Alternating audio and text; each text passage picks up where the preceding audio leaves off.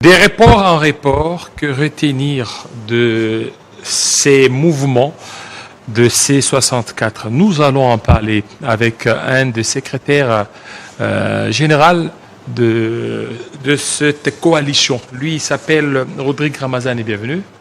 Merci Jean-David pour l'invitation. Bien important. Et pourquoi c'est look? Plutôt bien. Le look, vous avez un nouveau look.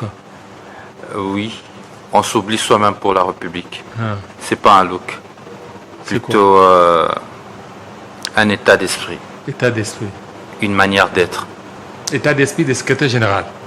Parce que c'est la première fois de vous recevoir en tant que secrétaire général. Je vous recevais pas en tant que secrétaire général, mais aujourd'hui c'est la première fois de vous recevoir en tant que secrétaire général. Mon attitude, c'est celui d'un combattant, d'un patriote qui se bat pour son pays. Au moment où la stabilité de l'ordre constitutionnel est menacée, étant celui qui est aux côtés du gardien de l'ordre constitutionnel, le président Sesanga, notre attitude est celui de combattant, celui de résistant en faveur de cet ordre constitutionnel. Alors, vous êtes là, on a reçu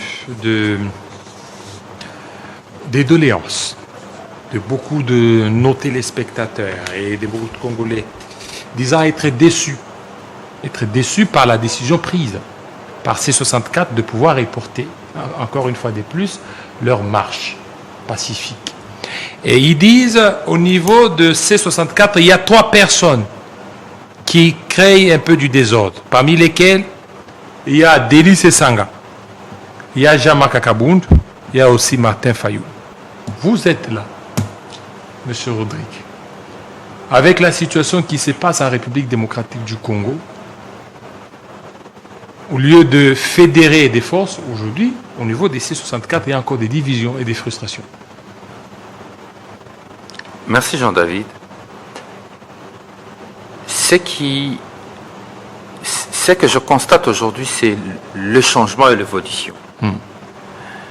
L'évolution dans la mesure où, il n'y a pas longtemps, c'était plutôt que l'opposition n'était pas en mesure de mobiliser, que l'opposition était faible. Et aujourd'hui, je constate que depuis l'arrivée de la C64, qu'il faut signaler, est un mouvement porté par la population qui, elle, est la toute première opposition au pouvoir Tshisekedi. Depuis l'arrivée de ces mouvements, nous constatons que on ne dit plus que l'opposition est faible. Par contre, l'on regrette pourquoi est-ce qu'une activité de l'opposition ou 2 activités de la C64 ont été reportées. C'est quand même une évolution. Et cette évolution mérite de félicitations, de vives félicitations, d'abord, premièrement, de la part de nos populations, qui, depuis le 19 mai, nous accompagnent dans cette lutte pour la protection de l'ordre constitutionnel, engagée par le gardien de l'ordre constitutionnel, Denis Sesanga, et les autres leaders de la C64, mais aussi des vives félicitations à toutes nos structures de base. Je ne peux que prêcher pour ma chapelle, d'envol, de coordination en province, le fédération dans des territoires, de sections dans des secteurs, les cellules dans des villages, dans des quartiers ici à Kinshasa, le section, les fédérations, ainsi que notre coordination de Kinshasa, le travail que nos militants, nos compagnons abattent sur terrain, je crois qu'aujourd'hui, ce travail mérite ces vives félicitations. Donc, permettez-moi d'entrer de jeu, de transmettre ces félicitations et de demander à nos compatriotes ainsi qu'à nos structures de base de garder les caps de la mobilisation de nos peuples parce que l'ultimatum était donné pour le 15 août. Nous avons reporté la marche du 22, mais nous donnons un ultimatum au pouvoir Tshisekedi afin de poser un acte de responsabilité et de bonne foi pour la convocation de ce dialogue en vue de résoudre la crise multiforme que notre pays connaît depuis un certain moment. Donc il y a un ultimatum pour le 15. Ce n'est qu'une partie remise. Maintenant, revenons à votre question. Vous me dites qu'il y a les 3 leaders qui causent du désordre, des frustrations. Il y a une guerre des égos. Il n'y a pas de guerre, il n'y a pas guerre des égaux. La C64 est organisée et structurée de cette manière. Il y a le présidium avec 5 partis politiques dont l'Envol, l'LGD, l'ensemble du président Moïse Katumbi. Il y a le parti du président Jean-Marc Abound H, Alliance pour le changement. Il y a aussi l'ECD du président Martin Fayoul. Ça, c'est les présidiums.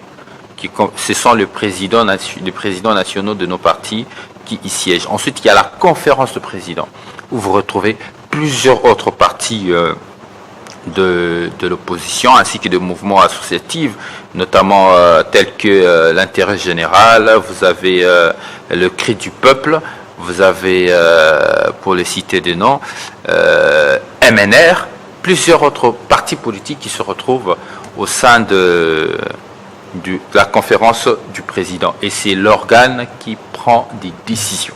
C'est la conférence du président. Après, vous avez les secrétariats techniques opérationnels qu'on appelle les STOP. C'est comme ça que la structure est organisée. Et après chaque activité, tout communiqué qui sort de la C64 est décidé et amendé au niveau de la conférence du président. Maintenant, il y a des cas d'opinion, comme si j'apprends ça et là, il y a des cas d'opinion. Des membres d'un parti qui se désolidarisent de la position prise au niveau du groupe, ça c'est un cas d'opinion. Je ne viens pas pour discuter sur l'opinion d'un membre d'un parti politique qui lui décide de se désolidariser. Moi je reste sur la structure, la décision de la structure, ce qui engage son parti. C'est pas le parti qui se désengage, mais c'est l'individu qui se désengage du groupe. Mais quant à nous, l'Envol, nos cadres ainsi que nos structures sur l'ensemble du territoire national sont restés disciplinés et alignés sur la position telle que décidée au niveau du groupe. Donc il y a des questions d'opinion, des questions de discipline qu'il faut dissocier avec la position du groupe. Donc il n'y a pas de frustration au niveau de la C64. Alors, à ce jour, il n'y a aucun acteur au niveau de la conférence du président qui a déclaré publiquement qu'il a quitté. Il n'y a pas de leader. Il n'y a pas un leader à patenter, un leader à. Oui, il y a un leader. Oui, il y a un leader. C'est le peuple congolais. Le peuple congolais. C'est le peuple congolais qui porte le leadership de la C64. Non, il n'y a pas de porte-parole. On dit même au niveau même des porte-paroles, il n'y aura pas de problème. Je vous parle de notre organisation. Vous n'allez pas l'organiser de votre manière. Nous vous avions dit, c'est comment est-ce que nous avons structuré notre organisation. Présidium, conférence de président, stop. Alors, qu'est-ce qui vous a rassuré aujourd'hui que lorsque vous allez reporter le pouvoir en place, pourrait poser les actes de bonne foi? Écoutez, nous avons... Plusieurs fois, vous avez été roulé, plusieurs fois... De notre part, oui. De notre part, nous avons répondu. Nous avons accédé à la demande de leurs éminences, le cardinal Fridolin Ambongo, le révérend docteur Bokondoa, qui a invité... Et aussi les églises de réveil. Oui, et aussi les églises de réveil. Mais pourquoi vous ne les citez pas? Écoutez, vous m'avez complété. Vous avez confiance aussi en eux? Non, c'est question d'oubli. Je ne suis pas sûr de fixer. Je parlais des églises. Ils ont demandé, ils ont fait une demande au leadership de C64 afin que la C64 puisse poser un acte d'apaisement au regard de dernières discussions qu'ils ont eues avec le président de la République afin d'obtenir un dialogue inclusif. Pourquoi il faut favoriser cette voie de la sagesse et de responsabilité et encourager d'ailleurs la décision de la conférence du président du C64 où il y a le gardien de l'ordre constitutionnel, le président Sessanga ainsi que les autres leaders de la C64. Il faut l'encourager parce que cette décision balise le chemin de la résolution globale de la crise. La crise que le Congo vit aujourd'hui est une crise multiforme. C'est une crise militaire, une crise politique, institutionnelle, une crise sociale et à cela s'ajoute une crise constitutionnelle parce qu'il y a des menaces de changement de l'ordre constitutionnel. Face à cette multiplicité de problèmes que nous avons, accéder à la demande de ceux qui nous ont engagés dans le pacte social depuis 2024, nous paraît, nous d'Envol, une démarche salutaire. Pourquoi? Parce que nous allons résoudre plusieurs problèmes en un seul endroit, c'est le dialogue inclusif. Raison pour laquelle nous saluons... inclusif avec les autres, avec les Nangas, avec tout. Quand on dit inclusif, d'ailleurs, c'est qu'il faut noter qu'il faut d'ailleurs aussi féliciter le peuple congolais qui porte le leadership du C64. Il faut saluer parce que c'est grâce à la pression de la population congolaise que M. Félix Tshisekedi a décidé finalement de quitter un dialogue exclusif pour un dialogue inclusif. Aujourd'hui, le narratif a changé au niveau du pouvoir. Il parle d'un dialogue inclusif qui doit inclure tous les Congolais. Et nous avons pris cet acte d'apaisement afin de favoriser, le travail de ces tiers de confiance qui sont le père des églises, qui doivent faire un travail de conciliation de vues afin de requérir les positions des uns et des autres. Mais cependant, nous avons lancé un ultimatum jusqu'au 15 août. Est-ce que le pouvoir n'a pas profité de ce temps pour vous anesthésier? Parce que voyant un peu l'ampleur de ces 64, il dit je vais un peu atténuer leurs ardeurs. Alors, dialogue, mais la date n'est pas connue, les formats n'est pas connu. Tout ça, vous risquez d'attendre et le peuple va se lasser. Et tant que secrétaire général, j'étais confronté évidemment avec ce même sujet le 8. Le jour où on a reporté la marche du 8 pour le 22. Une certaine opinion disait, écoutez, nous allons fragiliser la mobilisation. Écoutez, le peuple va s'en lasser. Mais arrivé le 22, la mobilisation, je vous parle de chiffres, hein, la mobilisation était encore plus grande que celle du 8. Parce que au 8, nous n'avions que sur nos listes 18 villes qui étaient prêtes à manifester. 18. Mais pour le 22, on était à plus de 45. 45. De manière spontanée. Et c'était magnifique. De manière spontanée. Ça veut dire, la mobilisation a monté. Là, je vous parle de chiffres. La mobilisation a monté. Je pense encore que le peuple congolais qui nous suit et qui pense que nous devons exploiter toute opportunité qui se mettra devant nous afin de résoudre cette crise de manière tempérée. De manière tempérée. Nous avons donné la chance à la solution tempérée, donner la possibilité aux pères des églises qui sont de tiers de confiance afin de pouvoir approcher les uns des autres et de nous mettre sur le chemin de ce dialogue inclusif afin de permettre les Congolais à résoudre la crise multiforme que nous vivons. Et que cependant, nous ne sommes pas naïfs. Nous avons donné un ultimatum au pouvoir Tshisekedi jusqu'au 15. Et à partir du 15 août, nous allons réévaluer. Le même Congolais qui était prêt à manifester le 8, ce sont ce même Congolais qui descendront dans la rue, peu importe le moment où l'ordre constitutionnel sera menacé. Soyez-en sûrs, Jean-David Kilolo. En 2016, c'est toujours ce peuple qui était dans la rue pour dire à Kabila non. En 2016. Et aujourd'hui encore, cette même population, elle est prête à descendre dans la rue pour barrer la route à M. Tshisekedi. Et je peux garantir et prendre la nation en témoin que M. Tshisekedi, pendant son mandat, pendant le quelques jours qui lui restent au pouvoir, sera en mesure de faire beaucoup de choses. Et il sera aussi en mesure de ne pas en faire d'autres.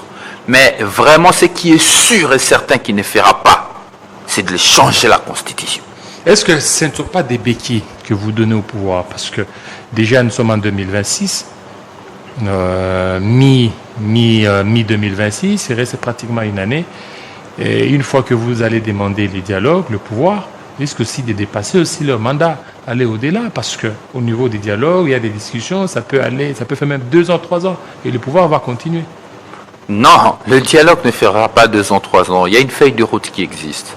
Il y a la feuille de route de Luanda qui existe, qu'on peut simplement réactiver et mettre tous les Congolais ensemble. C'est pourquoi nous avons donné un ultimatum jusqu'au 15 août. Nous ne sommes pas naïfs.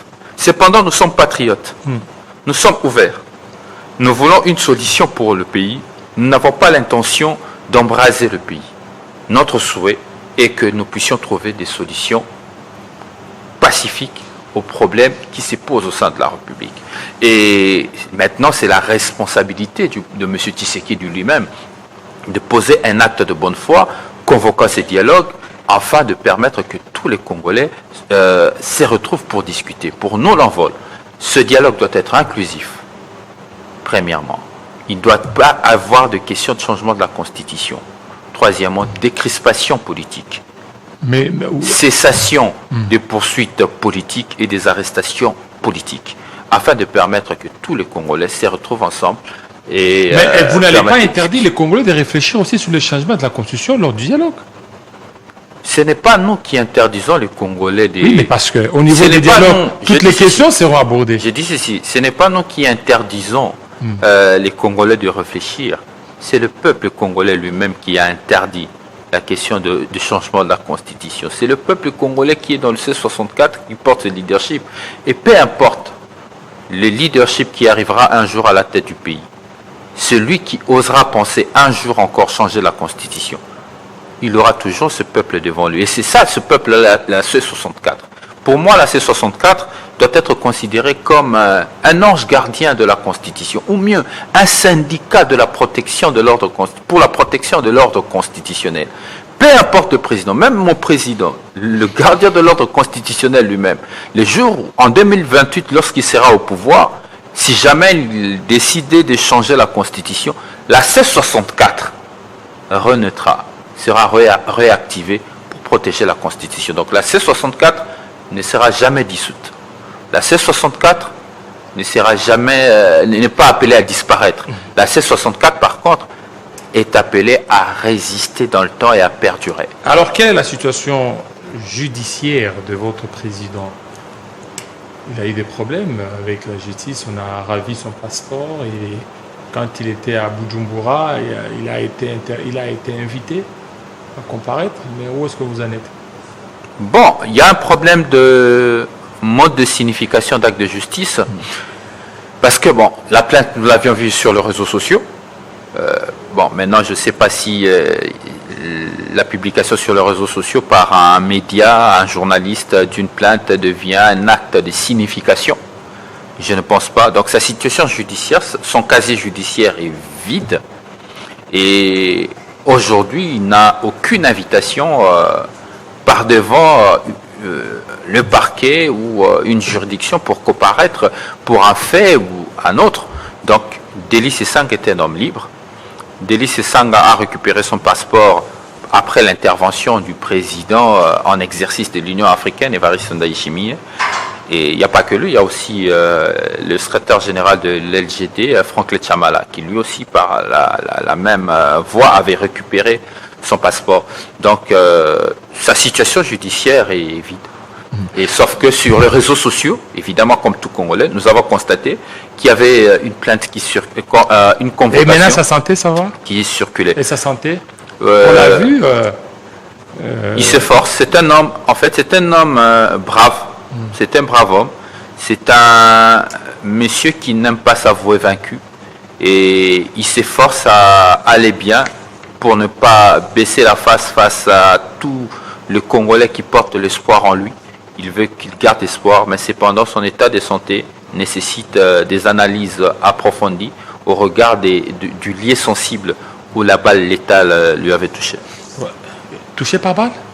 Effectivement qu'il était touché par balle létale. Le dossier à Samka, il a même autorisé à l'hôpital de donner à qui veut y accéder. Voilà, merci. Merci à vous. Rodrigue Ramazani, secrétaire général d'Envol, parti de la coalition C64. Fidèles téléspectateurs, ça n'est fini avec ce numéro de Kinshasa Direct. Tout à l'heure, ça sera la grande édition de Christopher Ochokoum. Il sera 20h dans l'est de la RDC, 19h ici à Kinshasa. Portez-vous très bien, à très bientôt.